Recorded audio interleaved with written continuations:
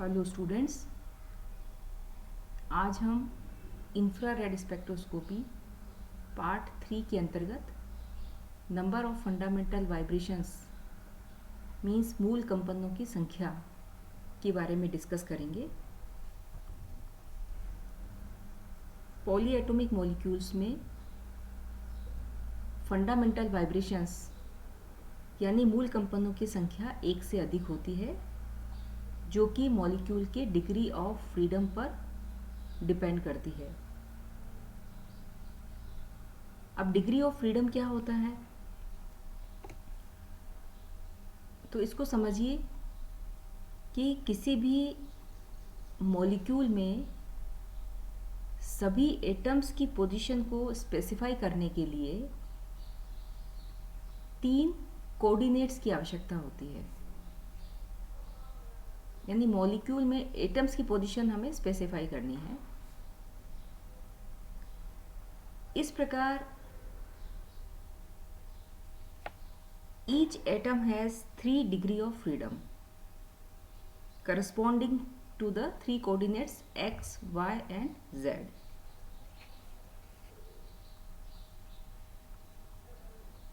यदि किसी मॉलिक्यूल में n एटम्स प्रेजेंट हों तो इस प्रकार टोटल डिग्री ऑफ फ्रीडम कितना हो जाएगा, 3n। अब चूंकि 3n total degree of freedom है, तो यह total degree of freedom molecule के वाइब्रेशनल, रोटेशनल और ट्रांसलेशनल डिग्री ऑफ फ्रीडम को प्रदर्शित करता है। इसलिए हम यहाँ लिखेंगे 3n degree of freedom means ये total degree of freedom will be equal to the translational degree of freedom plus rotational degree of freedom plus vibrational degree of freedom. अब यदि हमें number of fundamental vibrations find out करना है तो वो equal हो जाएगा टोटल डिग्री ऑफ फ्रीडम में से हम सब्ट्रैक्ट करेंगे ट्रांसलेशनल डिग्री ऑफ फ्रीडम और रोटेशनल डिग्री ऑफ फ्रीडम। तो इस प्रकार से हम किसी भी मॉलिक्यूल में नंबर ऑफ फंडामेंटल वाइब्रेशंस हम फाइंड आउट कर सकते हैं। अब आगे हम 2 केसेस स्टडी करेंगे। फर्स्ट केस, यदि मॉलिक्यूल नॉन लीनियर है तो टोटल डिग्री ऑफ फ्रीडम क्या होंगे, और अगर मॉलिक्यूल लीनियर है तो total of degree of freedom कितने होंगे। फर्स्ट केस यहाँ पे देखेंगे हम। इन case of the non linear molecule there are 3 degree of rotation as the rotation about all the axis means x, y and z will result in a change in the position of the atom. अगर non linear molecule उपस्थित होता है तो देखिए translational motion तो चाहे linear है चाहे नॉन लीनियर है, वो तीनों एक्सिस के अकॉर्डिंग होंगे।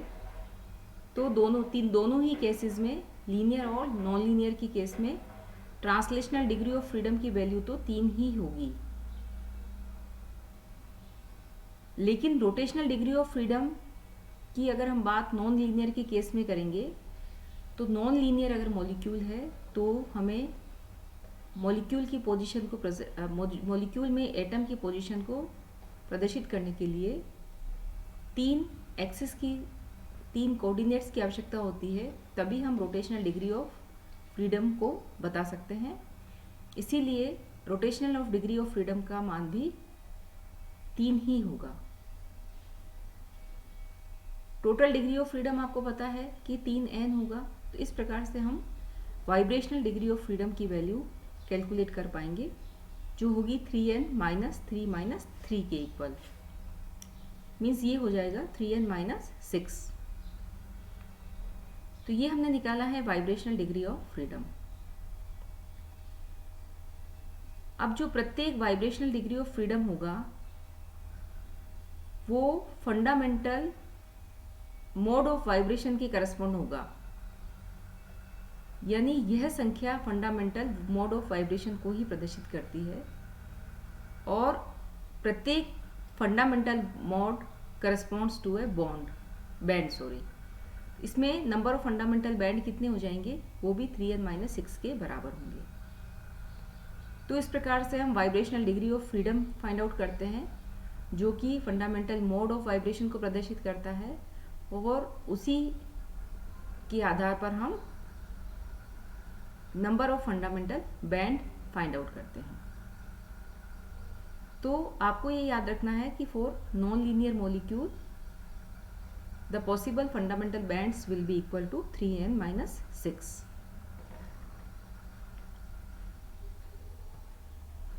अब देखिए स्टूडेंट्स, अगर आपके एग्जाम में आ जाता है कि किसी मॉलिक्यूल में हम number of fundamental vibrational bands हम कैसे फाइंड आउट करेंगे, तो आप बहुत आसानी से निकाल सकते हैं। यहाँ हमने एक एग्जाम्पल डिस्कस किया है वाटर मॉलिक्यूल के लिए, जो कि नॉन लीनियर मॉलिक्यूल का एग्जाम्पल है। अब यदि आपको H2O में number of fundamental vibrational bands find out करने हैं, तो आप कैसे निकालेंगे। तो नंबर ऑफ एटम्स आप जानते हैं कि n की वैल्यू कितनी हो जाएगी यहाँ पर 3, क्योंकि H2O में टोटल एटम्स 3 होते हैं। तो टोटल डिग्री ऑफ फ्रीडम आप फाइंड आउट करेंगे तो 3n = 3 × 3 = 9 हो जाएगा। ट्रांसलेशनल डिग्री ऑफ फ्रीडम, चूंकि नॉन लीनियर मॉलिक्यूल है तो 3 हो जाएगी ये value. Rotational degree of freedom non linear होने की वजह से इसकी वैल्यू भी 3 हो जाएगी। तो वाइब्रेशनल डिग्री ऑफ फ्रीडम आप बहुत आसानी से फाइंड आउट कर पाएंगे। 3n minus translational minus rotational, तो 3 - 3 हो गया।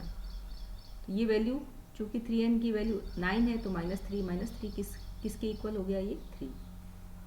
Means vibrational degree of freedom in H2O molecule is 3।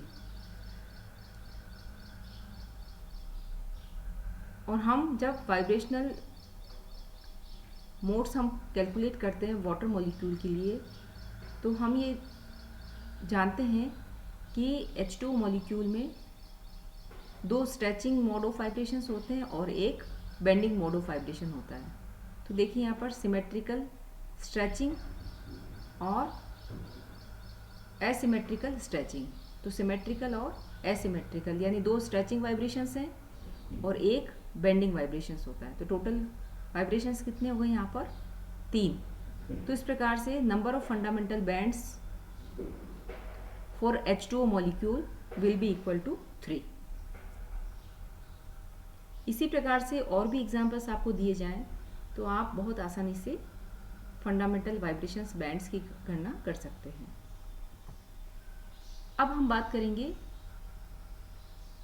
Linear molecule के बारे में, कि अगर कोई लीनियर मॉलिक्यूल है, रेखीय अणु है, तो उस केस में